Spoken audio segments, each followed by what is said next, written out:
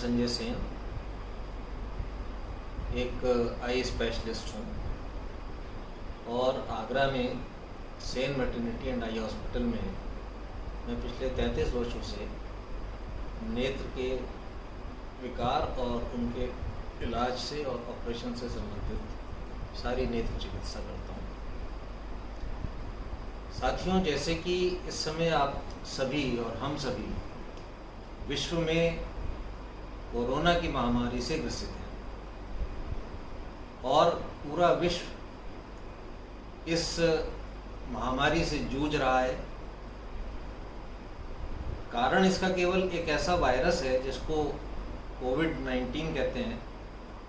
कोविड-19 एक कोरोना प्रजाति का वायरस है। कोरोना यूँ तो बहुत कॉमनली पाया जाता है, लेकिन इसके कारण इतनी फेटल डिसीज़ अभी तक कभी पाई नहीं गई। इससे पहले एक बार सार्स के नाम से या मर्स के नाम से बीमारी आई थी, परंतु उसमें फर्टिलिटी नहीं थी या मॉर्टेलिटी नहीं थी या मृत्यु दर उसमें नहीं होता था। तो ये थोड़ा सा कोरोना का एक अलग म्यूटेशनल रूप है, एक ऐसा रूप जो कि व्यक्ति के शरीर को संक्रमित करता है और बहुत तेज़ी से उसके रेस्पिरेटरी सिस्टम को, यानी कि उसकी श्वास तंत्र को बहुत तेज़ी से प्रभावित करता है। और काफ़ी लोगों में ये पाया जाता है कि उनमें मृत्यु दर 3 से 4%, जैसे कि अभी हिंदुस्तान में रिपोर्टेड है, और विश्व में लगभग 6 से 7% तक यूरोपियन कंट्रीज़ में और अमेरिका जैसे देशों में रिपोर्टेड है। तो इस महामारी में सबसे ज़्यादा डरने की जो बात है वो ये नहीं है कि हम लोगों को ये बीमारी हो जाएगी। इसमें डरने की बात ये है कि इसके अंदर संक्रमित व्यक्ति को अपने प्राणों से हाथ धोने पड़ सकते हैं। ये एक बड़ा गंभीर इस समय पे एक विषय चल रहा है। कोरोना से संबंधित जो इम्पोर्टेंट बातें हैं उसमें एक तो ये बात है कि हमको क्या सिम्टम्स हो सकते हैं जिस पे कि कोरोना हम अपने अंदर परिलक्षित होता हुआ पाने की संभावनाएं रखते हैं। किसी व्यक्ति को यदि बुखार है, किसी व्यक्ति को यदि खांसी है, या उसको सोर थ्रोट या गले में खराश है, या उसको सांस लेने में तकलीफ़ हो रही है, या उसकी व्यक्ति की टेस्ट करने की क्षमता या स्मेल यानी सूंघने की क्षमता या स्वाद, इसमें थोड़ी सी कमी पाई जा रही है। उसको ऐसा लगता है कि मेरा जो टेस्ट है वो प्रॉपर नहीं आ रहा और मेरे को स्मेल प्रॉपर नहीं सूंघने में दिखाई दे रही है, लग रही है।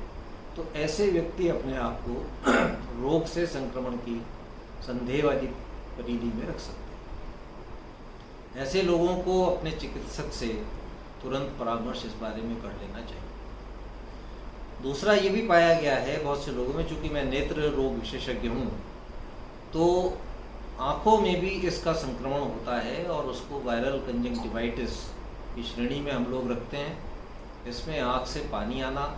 और आँख का लाल हो जाना और आँख में चुभन होना, ये 3 कॉमन सिम्टम्स पाए जाते हैं। सबसे इम्पॉर्टेंट बात यह है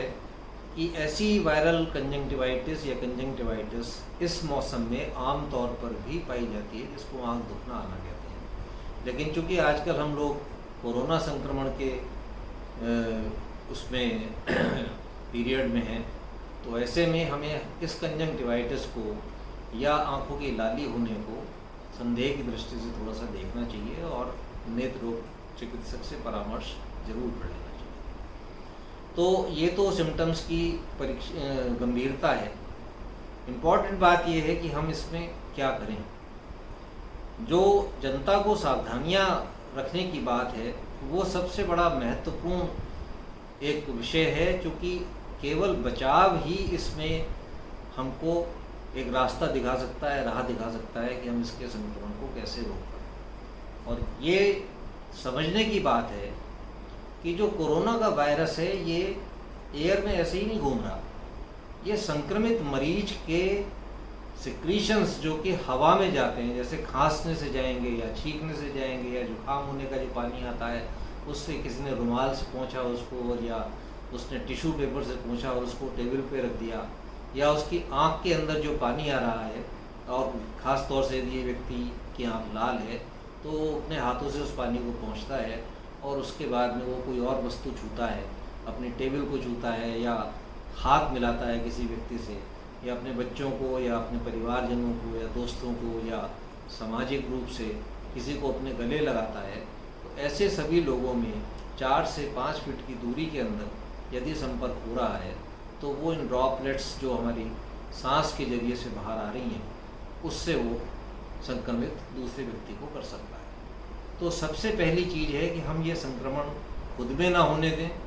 और उसके बाद में ये संक्रमण हम किसी दूसरे व्यक्ति में ना होने दें। तो इसके लिए जो हमें सावधानियां बरतनी है, उसके लिए यूँ तो राष्ट्रीय स्तर पर हमारे प्रधानमंत्री जी ने, हमारे अधिकारियों ने, हमारी सरकार ने, सब लोगों ने, स्वास्थ्य कर्मियों ने, जितने भी हमारे सामाजिक कार्यकर्ता हैं उन लोगों ने, अब विशेष तौर से मैं भी अब यहाँ पे आपको इस बात पे थोड़ा सा एम्फेसिस या जोर देना चाहूँगा कि एक से दूसरे व्यक्ति के बीच में सामान्यतः 1 से या 1 मीटर से या उससे अधिक की दूरी पर रहें, शेक हैंड ना करें यानी हाथ ना मिलाएं, अपने मुंह पर एक इस तरीके का मास्क जैसे कि मैंने लगाया हुआ है, इस तरीके का मास्क आप अपने चेहरे पे घर से बाहर होते जाते समय ज़रूर लगा लें। दूसरी बात यह है कि यदि आपको खांसी आ रही हो तो आप अपनी कोहनी पर उस खांसी को इस तरीके से लें।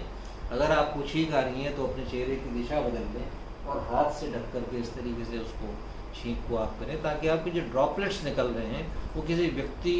या किसी विशेष वस्तु पर जा कर के एकत्रित ना हो जाएं, जिनको छूने से दूसरे व्यक्ति में संक्रमण की संभावना होती है। अब यदि आपको संक्रमण है तो आप अपने हाथों से, चूँकि अपने चेहरे को, नाक को, आँख को, सबको छूने की एक नेचुरल टेंडेंसी और नेचुरल हैबिट लोगों में होती है, सभी में होती है, तो हमें थोड़े दिन तक ये समझ के रहना है कि हमें अपने नोज़ को, अपनी आइज़ को, अपने मुंह को अननेसेसरीली टच नहीं करना है जब तक कि आवश्यकता बहुत ज़्यादा ना हो। जैसे खाना खाते समय तो आपको अपना हाथ अपने मुंह तक ले ही जाना पड़ेगा, लेकिन इम्पॉर्टेंट बात यह कि आपके हाथों में संक्रमण के वायरस, कोरोना के वायरस नहीं होने चाहिए। तो उसके लिए आप अपने हाथों को फ्रिक्वेंटली या बार बार दिन में कई बार 20 सेकंड तक सोप से वॉश करिए। उससे ये वायरस के ऊपर की एक लिपिड लेयर होती है जो हट जाती है, और उसके हटते ही वायरस जो अंदर है डीएनए, वो आरएनए का वायरस होता है, प्रोटीन का,